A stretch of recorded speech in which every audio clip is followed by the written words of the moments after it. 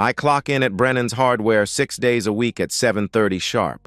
Same khaki jacket, same steel-toed boots, same routine that's kept me steady for 12 years. The register knows my fingerprint. I know every bolt, every pipe fitting, every brand of paint thinner we carry. People say I'm dependable. I take that as a compliment. Jenna says I'm predictable. She doesn't mean it as one. Tuesday evenings, I coach Tommy's Little League team at Riverside Park, the Wildcats, 9 and 10-year-olds who can barely hold a bat, but they try. I like the trying part. I like watching them figure out that effort matters more than natural talent. Jenna used to come to games. Back when we were newlyweds, she'd sit in the bleachers with oversized sunglasses and iced coffee, waving at me between innings. The other parents noticed her immediately. Auburn hair that catches light perfectly, green eyes that make people stop mid-sentence, this way of laughing that makes everyone want to be the reason she's smiling. Dave Patterson told me after our first game that season, "You're lucky to have her." His wife nodded along, that conspiratorial look women get when they're sizing up another woman's relationship. "She's beautiful and so supportive." I nodded because that's what you do. You pretend the compliment sits right instead of feeling like something sharp. That was 3 years ago. Now the bleachers feel emptier, not because fewer parents show up, but because I stopped looking for her face. I asked her last month while she painted her nails at the kitchen table, "Why don't you come to Tommy's games anymore?" Crimson red, the same shade she wore on our wedding day. She didn't look up. "I get migraines from the sun." "It's evening.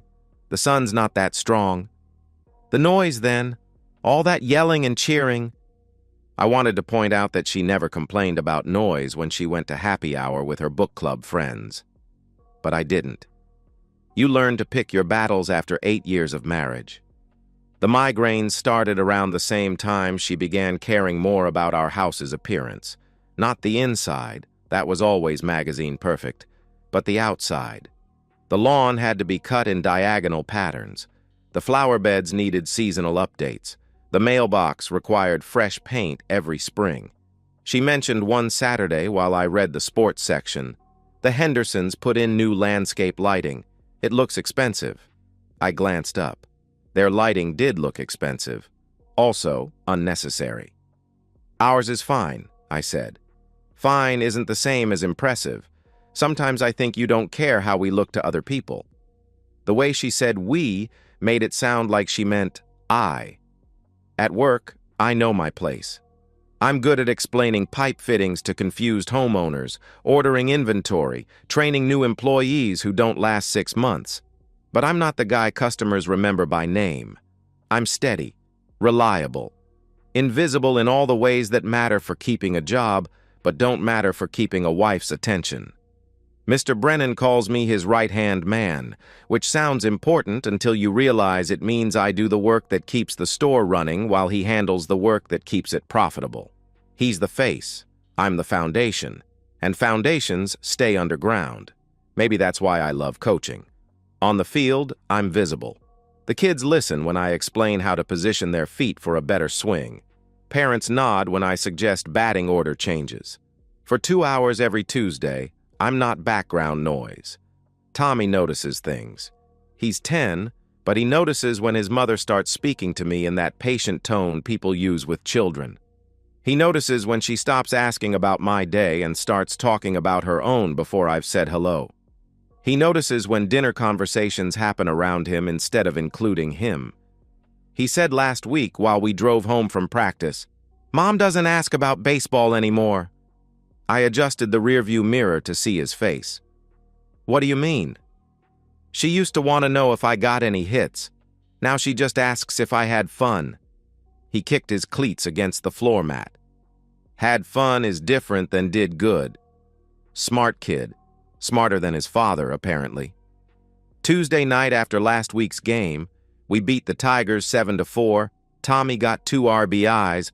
I came home to find Jenna on the couch with her book club novel, something thick and literary with a depressing cover.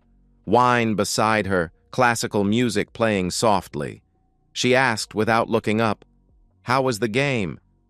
Good. Tommy had a great night. That's nice. She turned a page. I ordered Thai food. It's in the fridge if you want to heat some up. I stood in the kitchen doorway, still holding my coaching bag, watching her read. The classical music filled the space between us like fog. I wanted to tell her about Tommy's double, about how he'd remembered to keep his elbow up. I wanted to share the moment when he looked toward the bleachers after his hit, searching for someone to celebrate with. Instead, I reheated pad thai and ate it standing up while she read about other people's lives. That night, after she'd gone to bed early with another headache, I sat in the garage with a beer and wondered when marriages started feeling like parallel parking. Two people maneuvering around each other in tight spaces, careful not to touch, both trying to fit into spots that might not be big enough. The next afternoon, I was in the backyard fixing the fence gate that had been sticking since winter. The front door opened and closed, Tommy's voice calling out, "Mom, I'm home." Footsteps on the stairs. Tommy's room door closing. Normal sounds of a kid dropping his backpack and avoiding homework. I kept working on the gate, tightening screws and adjusting the latch. Simple problems with simple solutions. Everything has a logical fix if you know where to look and you're willing to use the right tools. 20 minutes later, Tommy appeared in the backyard. "Dad, can I ask you something?" I looked up from the screwdriver. "Sure, buddy. What's up?" He shifted his weight from foot to foot, the way he does when he's thinking through something complicated. "When I got home from school today, Mr. Patel was in your room with Mom." The screwdriver slipped in my hand and scored a line across the gate post. I don't confront Jenna that night, or the next morning, or the morning after that. Instead, I drive to the electronics store 20 minutes across town during lunch break and buy a small wireless camera, the kind marketed for home security, with cloud storage and motion activation. The sales kid explains the features with enthusiasm. It's basically invisible once you set it up, streams directly to your phone, records everything to encrypted cloud storage, motion activated so you don't waste storage space. I nod and pay in cash. The receipt goes in my wallet, filed behind my insurance cards where Jenna never looks. That evening, while she's in the shower and Tommy's at his friend Dylan's house, I install the camera in our bedroom, behind the picture frame on my dresser, angled toward the bed. Setup takes 5 minutes. The app downloads in 30 seconds. By the time I hear the water shut off, I'm back in the kitchen reading the newspaper. The first week yields nothing. Jenna goes about her normal routine. Yoga videos, online shopping, long phone calls with her sister. I start wondering if Tommy misunderstood what he saw. Maybe Mr. Patel was helping with something. Maybe he was dropping off misdelivered mail. Then Tuesday comes. Game day. I'm at the hardware store explaining the difference between galvanized and stainless steel screws to a contractor when my phone buzzes. Motion detection alert. I finish with the contractor first. Professionalism doesn't disappear because your personal life is falling apart. Then I step into the supply room and open the app. Jenna is changing the sheets. Fresh linens, hospital corners, the kind of careful attention she usually reserves for when her mother visits. She lights the candle on the nightstand, the expensive one that smells like vanilla, and adjusts the curtains to filter the afternoon light. Then she leaves. The camera records empty space for 12 minutes. At 3:47 p.m. she returns. She's not alone. Rajesh Patel follows her into our bedroom like he's been there before. He knows where to put his jacket. He knows which side of the bed she prefers. He knows that she likes the curtains closed but not completely, that she keeps bottled water in the nightstand drawer, that she always showers afterward. I watch them together for 4 minutes before I close the app. Not because I can't handle seeing more, but because I've seen enough to understand this isn't their first time. This is routine, practiced, comfortable. They move like people who know each other's rhythms. I finish my shift with the same professional competence I've maintained for 12 years. I help customers, process inventory, clean the showroom. At 5:30, I drive to Riverside Park and coach 9 kids through 2 hours of baseball practice. Tommy hits 3 doubles and makes a spectacular catch at second base. I tell him as we pack up equipment, "Great job tonight, buddy." "Thanks, Dad. Did you see that catch? I kept my glove down like you taught me." I saw it. Perfect form. We drive home with classic rock playing and Tommy humming along. Normal father-son conversation about baseball, about school, about whether we should stop for ice cream on a weeknight. He asks as we pull into the driveway, "Is Mom making dinner?" I look at the house. Lights on in the kitchen. Jenna's car parked at an angle that suggests she came home quickly. Probably. Let's go find out. Jenna is at the stove, stirring something that smells like garlic and herbs. She's changed clothes since this afternoon. Different shirt, different jeans, hair still slightly damp. She greets us with a smile that looks genuine if you don't know what happened 3 hours earlier. She asks Tommy, "How was practice?" "Great. Dad said I had perfect form on my catch today." "That's wonderful, sweetheart." She kisses the top of his head and glances at me. "I made chicken piccata. Thought we could eat as a family tonight." Family dinner. On the same day, she spent the afternoon in our bed with our neighbor. The contradiction should make me angry, but instead it makes me curious. How does someone compartmentalize that completely? I eat the chicken piccata. It's perfectly seasoned. We talk about Tommy's upcoming science project, about the weather, about whether we should replant the front flower bed this spring. Normal conversation, normal family dinner, normal evening routine. After Tommy goes to bed, I sit in my garage with a beer and my phone, scrolling through the cloud storage app. The camera has been recording for a week, 7 days of motion-activated footage. Most of it is routine, Jenna making the bed, getting dressed, looking for earrings. But scattered throughout are other clips. Tuesday afternoon with Rajesh, Thursday morning after I left for work, Saturday while Tommy was at his friend's house and I was grocery shopping, 3 times in 1 week. Each session preceded by the same careful preparation, fresh sheets, vanilla candle, filtered lighting. Each session followed by the same routine, shower, fresh clothes, return to normal domestic life. By the 3rd week of surveillance, I've documented a pattern. Tuesdays and Thursdays are consistent. Rajesh arrives between 3:30 and 4 p.m., leaves by 5:15. Always when Tommy's at after-school activities. Always when I'm at work. Never spontaneous. This is scheduled, coordinated, planned around our family's routine. The footage from week 3 includes audio. Jenna and Rajesh talking before and after. Casual conversation that reveals more than I want to know. She calls him Raj. He calls her beautiful. They discuss their schedules like business partners. Jenna says while buttoning her shirt, "Thursday might be tight. Tommy has early dismissal, and Mark's been coming home for lunch lately." "What about Friday morning?" Rajesh asks. "Priya's taking the girls shopping." "Friday works. Same time?" "Same time." I listen to them plan their next encounter while I sit in my work truck during lunch break, parked behind the hardware store. The conversation is matter-of-fact, efficient, devoid of romance. They're not star-crossed lovers. They're 2 people who found a mutually convenient arrangement. That night, I make a decision. I drive to the office supply store and buy a small notebook with a grid pattern. In it, I start logging everything. Dates, times, duration of visits, Jenna's preparation routine, post-encounter behavior. The pattern becomes clear within days. Jenna compensates for her afternoon activities by being an especially attentive wife in the evenings.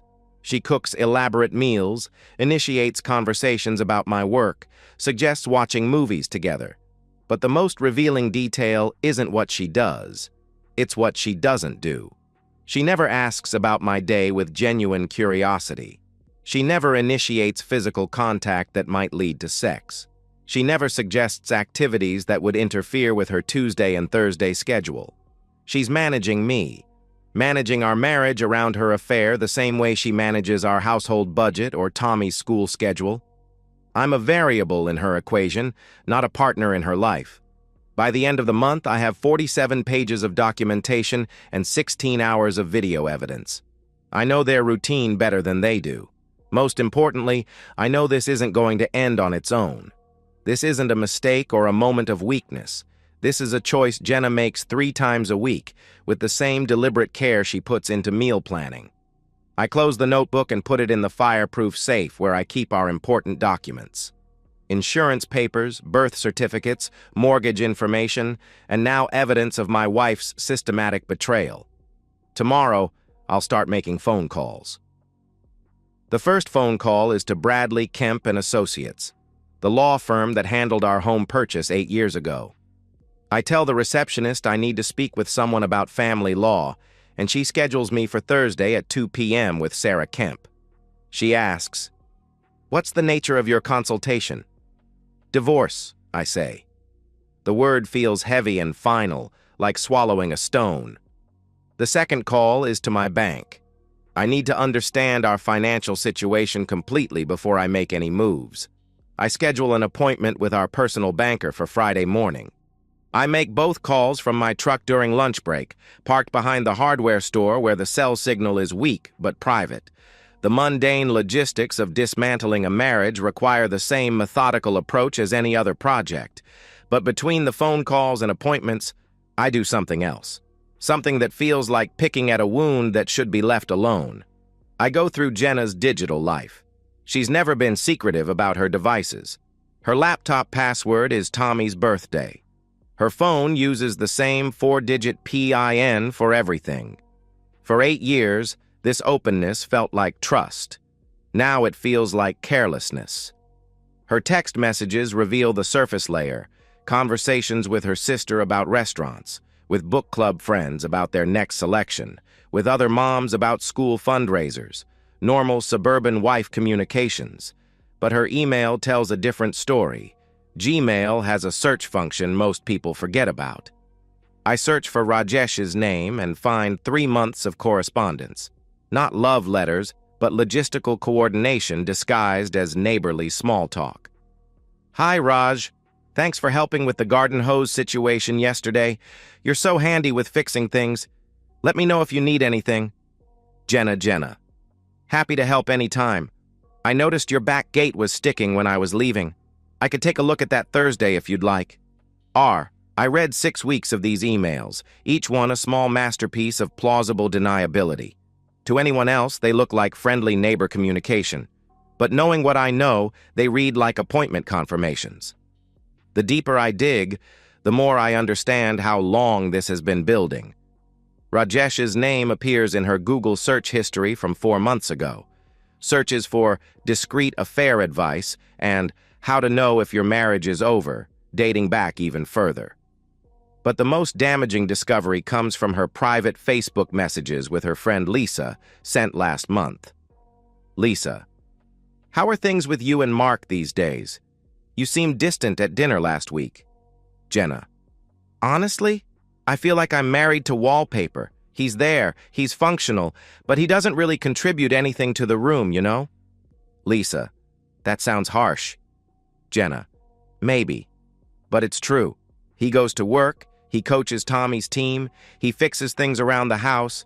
He's like this steady, reliable presence that never changes or grows or surprises me. It's suffocating." Lisa: "Have you talked to him about this?"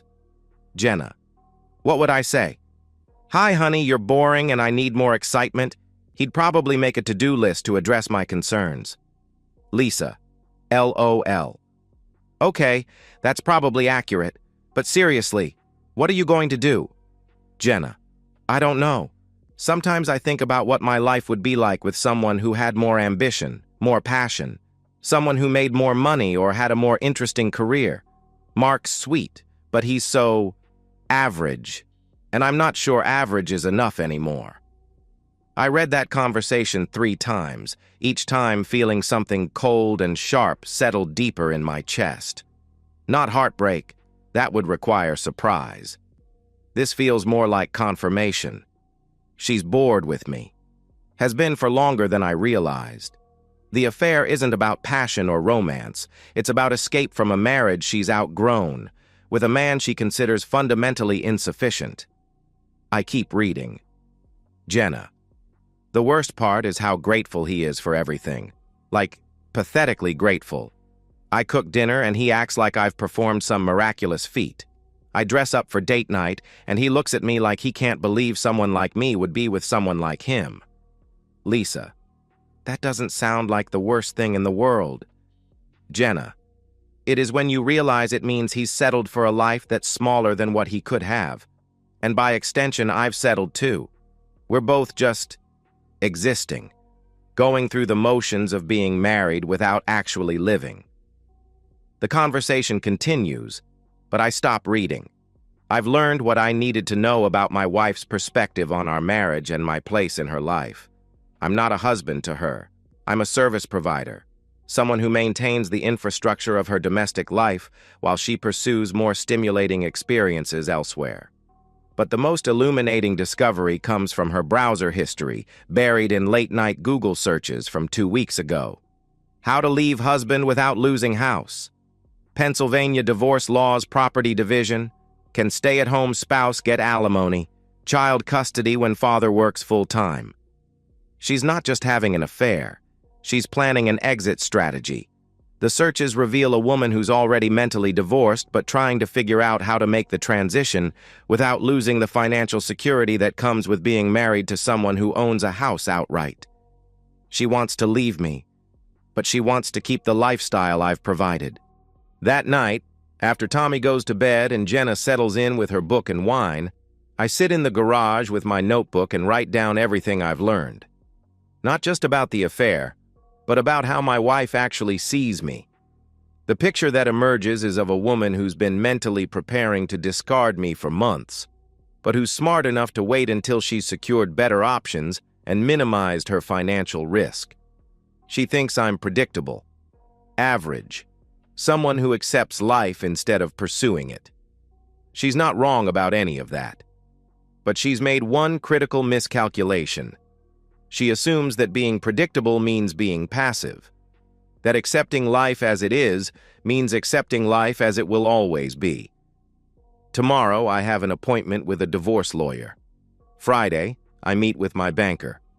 By next week, I'll know exactly what my options are. Jenna can keep thinking I'm average. She can keep believing I'll react predictably to whatever move she makes next. That's going to make what comes next much easier for me and much more surprising for her.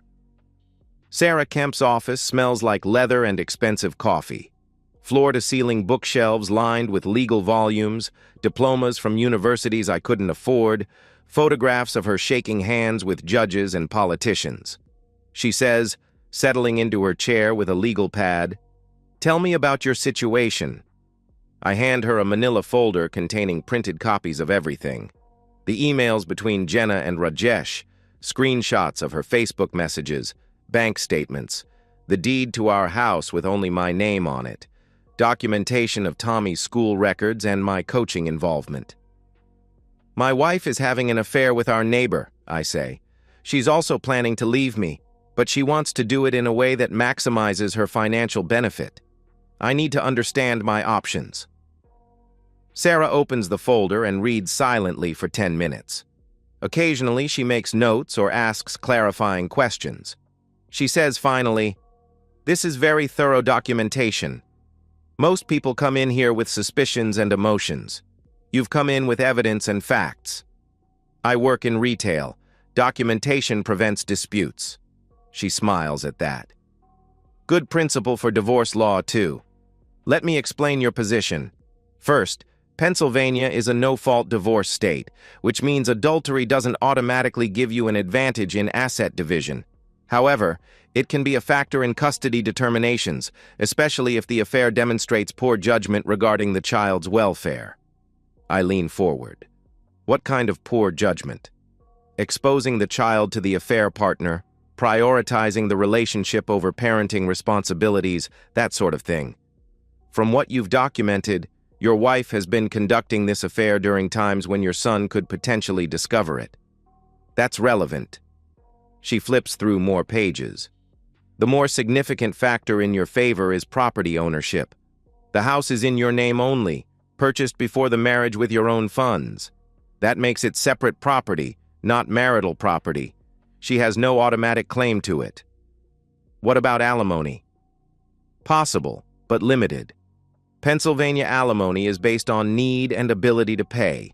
Your wife has a college degree and work history. She's not completely dependent on you financially, and given that you're not high income, any alimony award would be modest and time-limited. She closes the folder and looks at me directly. Mr. Ellison, I'll be frank. Your wife appears to believe she's in a stronger position than she actually is. If she files for divorce, she'll likely be disappointed by the outcome. If you file first, with this documentation, you'll be in a very strong position for both custody and asset protection. What would that look like practically?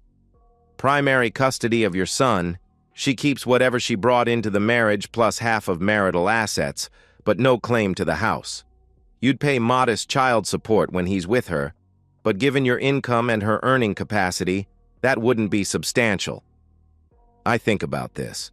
Jenna's been planning her exit strategy based on assumptions that aren't legally accurate. How long does the process take? Uncontested, about 4 months. If she fights it, 6 to 12 months. But given the evidence you have, most reasonable attorneys would advise her to settle quickly rather than risk a trial. I schedule a follow-up appointment for the following week and leave with a clear understanding of my legal position. I'm stronger than I thought. Jenna is weaker than she thinks.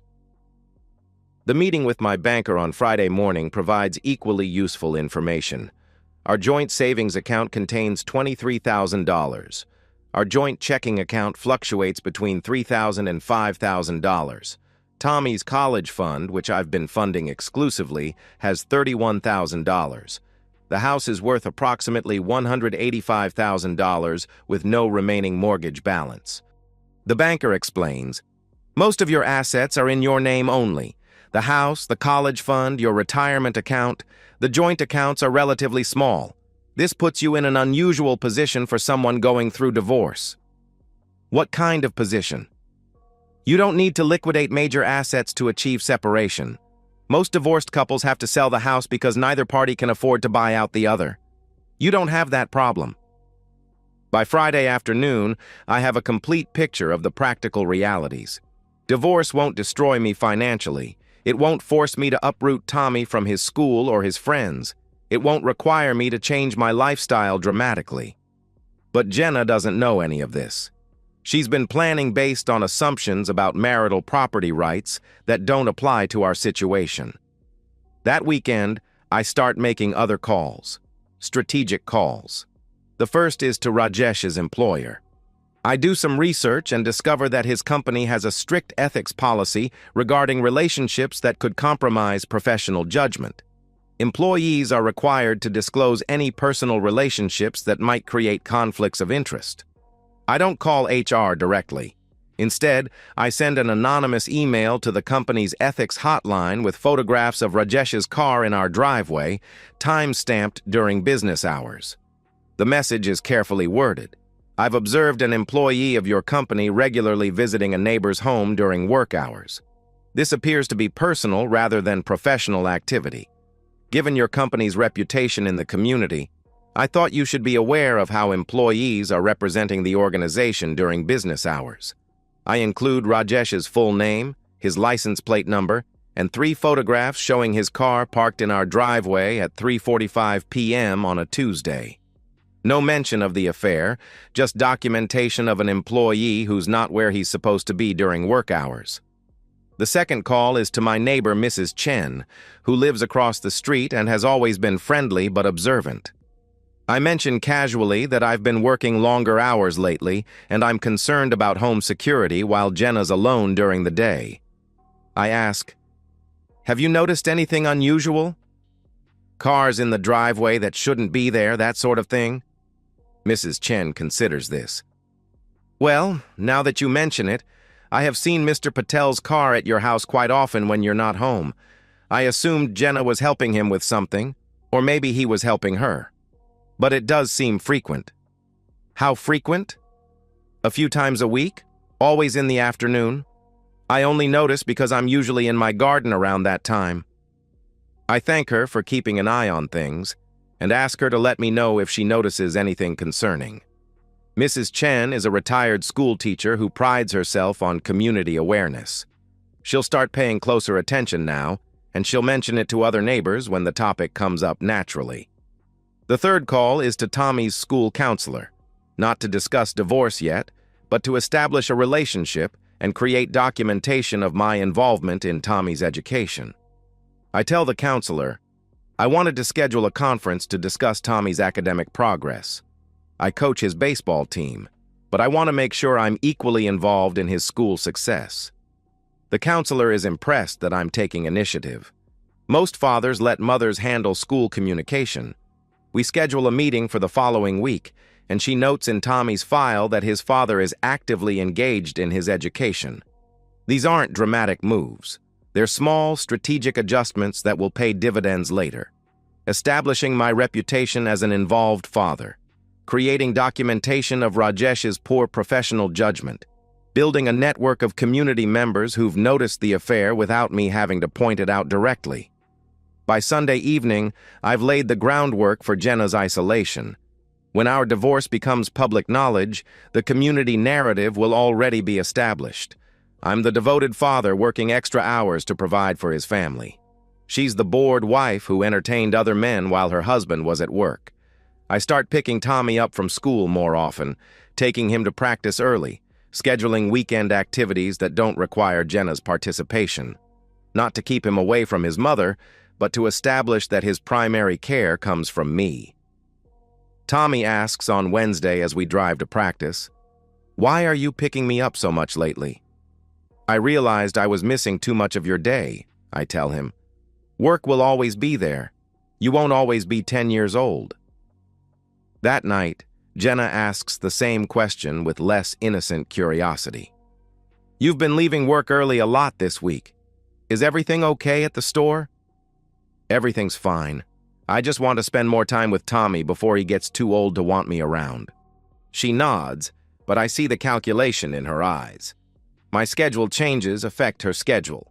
Tuesday and Thursday afternoons are becoming more complicated when I'm picking Tommy up from school instead of leaving him in aftercare.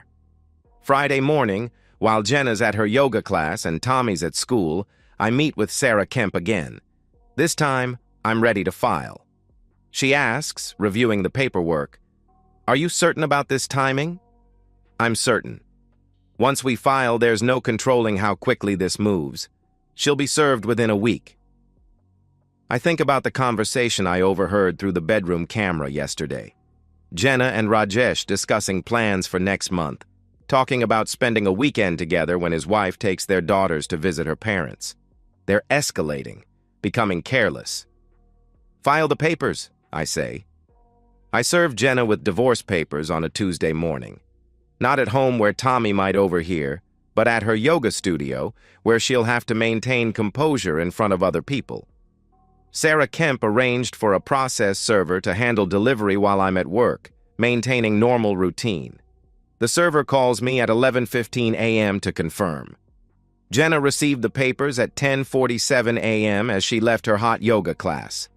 My phone starts ringing at 11:32 a.m. Jenna's number, then unknown numbers, then Jenna again. I let them all go to voicemail and continue helping customers at the hardware store. Mrs. Rodriguez needs advice about refinishing her kitchen cabinets. Normal problems with normal solutions. The voicemails accumulate throughout the day. First confusion and disbelief, then anger, then panic, as Jenna realizes what the papers actually contain. I listen to them during my lunch break. "Mark, what the hell is this? Call me back right now." "I don't understand what's happening. These papers are saying you want custody of Tommy. We need to talk about this." "Mark, please call me. I know we have problems, but this isn't how you fix a marriage." "I went to the bank. They said you closed our credit line. What did you do?" The last voicemail comes at 3:22 p.m., her voice smaller and more frightened than I've ever heard it. "Mark, I can't get into our accounts. My credit card was declined at the grocery store. Please, just call me back and explain this. I delete the voicemails and drive to pick up Tommy from school. He's waiting by the flagpole with his backpack and his science project, a volcano made from papier-mâché. I tell him as he climbs into the truck, "Careful with that. All your hard work shouldn't get destroyed in one car ride." "Mom helped me with the baking soda part," he says, settling the volcano between his feet. "She said the chemical reaction is like what happens in real volcanoes, but smaller." "Your mom's smart about those things." We drive home with Tommy talking about his science presentation and me thinking about chemical reactions. How stable elements become volatile when they're combined with other substances. How pressure builds until it has to release somehow. Jenna's car is in the driveway when we arrive, but she's not in the house. I find her sitting on the front steps, still wearing her yoga clothes, holding the divorce papers in her lap. She says without looking up, "Take Tommy inside. We need to talk." Tommy asks, seeing her expression, "Dad, is Mom okay?" "She's fine, buddy. Why don't you go work on your homework? I'll help you practice your volcano presentation after dinner." Tommy goes inside, glancing back once at his mother. Jenna waits until she hears the front door close. "What is this, Mark?" "It's exactly what it looks like." "No, it's not. This says you want primary custody. It says I committed adultery. It says you want me out of the house." Her voice is controlled, but I can see her hands shaking. "This isn't real. It's completely real." She stands up, the papers fluttering in the afternoon breeze. "You can't just file for divorce without talking to me first. Our marriage stopped working when you started sleeping with Rajesh Patel." The name hits her like a physical blow. She staggers backward, her face going pale. "I don't know what you think you know, but I know everything, Jenna. I have video. I have emails. I have documentation going back 3 months." I keep my voice level, factual. "I know about Tuesday and Thursday afternoons. I know about the fresh sheets and the vanilla candle. I know you've been planning to leave me anyway." She stares at me with an expression I've never seen before. Not anger or shame, but calculation.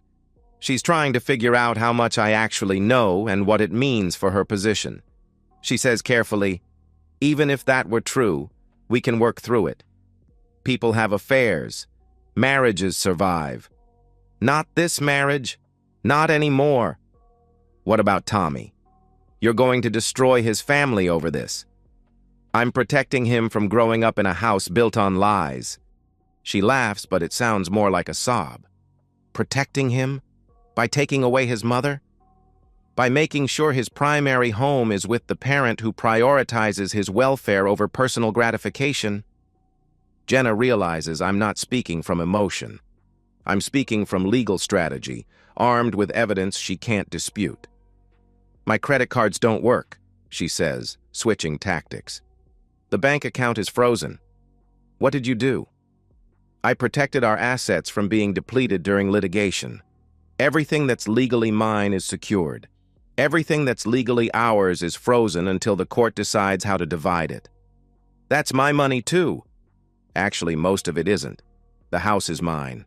The college fund is mine. The retirement account is mine. The joint checking account contains about $4,000. That's what we'll split." I watch her process this information. She's realizing that her assumptions about marital property were completely wrong. That 8 years of marriage doesn't entitle her to half of everything. That the house she's been living in was never actually hers. "You can't do this to me, Mark. I don't have anywhere to go." "You have options. You can stay with your sister until you find an apartment. You can move in with Rajesh, assuming his wife doesn't throw him out first. You can get a job and rent a place of your own." "A job? I haven't worked full-time in 6 years." "That was your choice, not mine." She sits back down on the steps, the fight going out of her. "This is insane. We can fix this. I'll end things with Raj. We can go to counseling." "I don't want to start over with you, Jenna. I want to start over without you." The finality in my voice seems to reach her. She looks up at me with something like recognition, as if she's seeing me clearly for the first time in years. "You've been planning this," she says. "This isn't about the affair. You've been planning to leave me." "No. I've been planning to stop accepting a marriage where I'm treated like hired help." "That's not... I never treated you like hired help. You treated me like someone whose job was to provide stability while you pursued excitement elsewhere. Someone grateful enough for your attention that I wouldn't question where you spent your afternoons." She opens her mouth to argue, then closes it. The truth is too obvious to deny. "What happens now?" she asks. "Now you find a lawyer. You respond to the petition. We negotiate terms, or we let a judge decide for us." "And Tommy?" "Tommy stays in his home, goes to his same school, keeps his same routine. The only thing that changes is you won't be living here anymore." She stands up again, smoothing down her yoga clothes, trying to regain some dignity. "You think you're so smart, don't you? You think you've outsmarted me? I think I've stopped underestimating myself. This will backfire, Mark. Tommy will hate you for breaking up our family. Tommy will understand that I protected him from growing up in a broken family that was pretending to be whole." She walks to her car without another word. I watch her drive away, then go inside to help Tommy practice his volcano presentation. We mix baking soda and vinegar in the kitchen sink, watching the foamy eruption spill over the sides. "Cool, right, Dad?" Tommy says, grinning at the chemical reaction. "Very cool, buddy. Science is all about understanding how things really work, not just how they appear to work." "What do you mean?" "Sometimes things look stable on the outside, but they're actually building pressure underneath. When that pressure gets released, everything changes very quickly." Tommy nods solemnly, as if he understands we're talking about more than just his science project. That night, after Tommy goes to bed, I sit in the garage with a beer and my notebook. I write down everything that happened today, the times, the conversations, Jenna's reactions, documentation for the custody hearing, but also a record of the day my marriage officially ended. Not the day it actually ended. That was months ago, when Jenna made her first Tuesday afternoon appointment with Rajesh. Today was just the day we stopped pretending it was still alive. Tomorrow, Tommy will present his volcano to his science class. It will erupt on schedule, demonstrating the predictable results of combining unstable elements under pressure. Some chemical reactions are explosive but brief.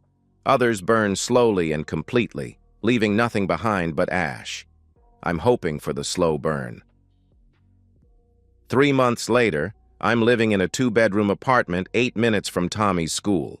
Small but clean, with a balcony that overlooks the parking lot and a kitchen table where Tommy does his homework while I make dinner. The walls are white because I haven't had time to paint them, and the furniture is minimal because I don't need much. Tommy has his own room here, decorated with his baseball trophies and posters of players I've never heard of but pretend to recognize. He stays with me Sunday through Thursday, with Jenna Friday through Saturday. The schedule was Jenna's idea, proposed by her lawyer as a compromise. What she didn't consider was that weekend custody means managing a 10-year-old's social life, homework supervision, and meal planning without the infrastructure of an established home. 2 days a week in a studio apartment she's renting across town. "Mom doesn't have a dishwasher," Tommy mentions on Sunday evening while we're cleaning up after dinner. "She has to wash everything by hand." "That's not so bad," I tell him. "Lots of people wash dishes by hand." "Yeah, but she gets frustrated when there are too many dishes. Yesterday she ordered pizza because she didn't want to cook and then have to clean up." I don't comment on this, but I file it away. Jenna's adjustment to single motherhood isn't going smoothly. The divorce was finalized 6 weeks ago. Jenna got a job at a marketing firm downtown. Entry level, lower salary than she wanted, but better than retail. She moved out of her sister's house and into the studio apartment. She bought a used car when she realized she couldn't afford payments on something new. Rajesh Patel was fired from his pharmaceutical company 2 weeks after the ethics investigation began. His wife Priya filed for divorce a month later. The neighborhood gossip network, led by Mrs. Chen, ensured that everyone understood the connection between these events and my own divorce proceedings. I don't take satisfaction in Rajesh's professional destruction, but I don't feel guilty about it either. He made choices that had consequences. "Are you dating anyone, Dad?" Tommy asks one Thursday evening while we're watching a baseball game on TV. The question surprises me. "No, buddy. Why do you ask?" "Some kids at school said divorced dads always get girlfriends right away, like to replace their wives or something." I consider how to respond. "I'm not looking to replace anybody. I'm focused on taking care of you and figuring out our new normal." "What about when I'm older? Like, when I'm in high school and don't need as much taking care of?" "I don't know. Maybe. Would that bother you?" Tommy thinks about this seriously. "I guess not, as long as she was nice to me and didn't try to be my mom. I already have a mom." "You do, and that won't change, no matter what else happens." He nods and turns back to the game. The conversation feels closed, but I know it's the first of many we'll have about how our family structure continues to evolve. Jenna has started dating. Nothing serious yet, according to Tommy's casual reports, but she's downloaded apps and goes out occasionally on Friday nights when Tommy's with her. She's struggling with the logistics, finding babysitters, managing her limited budget, maintaining the social life she wants while caring for a 10-year-old every weekend. I don't date, not because I'm opposed to the idea, but because I genuinely don't have the time or energy. My life is full in ways it wasn't during my marriage.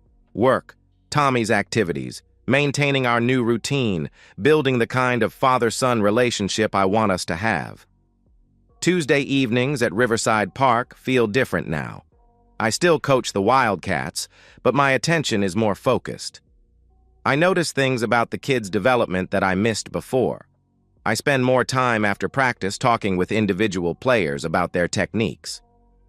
"Coach Mark, are you coming back next season?"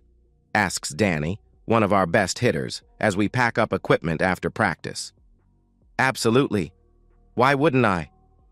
My dad said sometimes coaches quit when they get divorced. He said it's too much stress." "Your dad's not wrong about divorce being stressful," I tell him. "But coaching this team is one of the best parts of my week. I'm not going anywhere." Danny grins and runs off to find his mother. Several other parents have approached me over the season with similar concerns. The consistency of my presence has been reassuring to them and to me. The bleachers during games hold different people now. Parents I've gotten to know better, grandparents who come to watch their grandchildren play, siblings dragged along for family support. I don't scan them looking for Jenna anymore. I don't feel the absence of someone who should be there but isn't. Instead, I watch Tommy at second base, see him execute the defensive plays we've practiced, notice how he encourages his teammates when they make mistakes. He's becoming the kind of player who makes everyone around him better. "Great game tonight," I tell him as we drive home after beating the Eagles 9-3. "Thanks. I think I'm getting better at turning double plays." "You are. Your footwork is much smoother than it was at the beginning of the season. Will you keep coaching when I'm too old for Little League?" "Do you want me to?" "Yeah. It's fun having you as my coach, and you're good at teaching kids stuff." "Then I'll keep doing it as long as they'll have me." We drive the rest of the way home in comfortable silence, listening to classic rock and planning what to make for dinner. Normal evening routine in our new normal life. This is the life I've built from the wreckage of my marriage. Smaller in some ways, but more intentional. Quieter, but more peaceful. I don't have to wonder where my partner is or what she's thinking about or whether the person I'm married to actually wants to be married to me. I have Tommy 4 nights a week and every other weekend. I have work that pays the bills and gives me purpose. I have coaching, which connects me to the community in ways that matter. I have a home that's mine, furnished with only what we need. Some evenings after Tommy's asleep, I sit on the balcony with a beer and think about the choices that led me here. Not with regret, but with something like relief. The marriage I worked so hard to preserve wasn't worth preserving. Jenna tried to contact me last month, not about Tommy or logistics, but to apologize. She sent a long email explaining that she'd been confused and unhappy, and she'd made mistakes. She said she understood now what she'd given up, what our marriage had meant. I deleted the email without responding, not out of anger, but out of indifference. Her opinion of me, positive or negative, no longer affects my opinion of myself. Tonight, after Tommy's gone to bed, I checked the weather forecast for tomorrow's game. Sunny, 72 degrees, light wind from the southwest. Perfect baseball weather. The bleachers will be full of parents cheering for their kids, grandparents with cameras, siblings eating concession stand nachos. Normal family scenes playing out around us while Tommy and I focus on the game itself. I don't look for anyone who isn't there anymore. I see who is there, and that's enough. That's more than enough. It's everything. And that's the end of today's story. If you enjoyed it, please give this video a thumbs up and drop a comment below. Your support helps the algorithm push my content further. If you're new to the channel, don't forget to hit that subscribe button. It really helps me keep creating more stories for you. Thanks for watching, and I'll see you in the next one.